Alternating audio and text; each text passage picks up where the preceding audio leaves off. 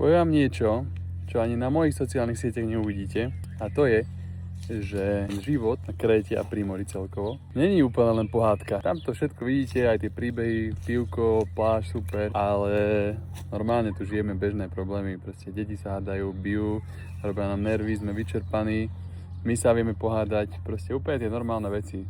Platíme nájom, chodíme do obchodu, proste všetky tie veci, ktoré klasický život zahrňa, sa deje aj tu, akurát je tu možno viac slnka, to nás brutálne dobíja, to more je super, akože to prostredie je pecka, ale čelíme tu tiež rôznym veciam.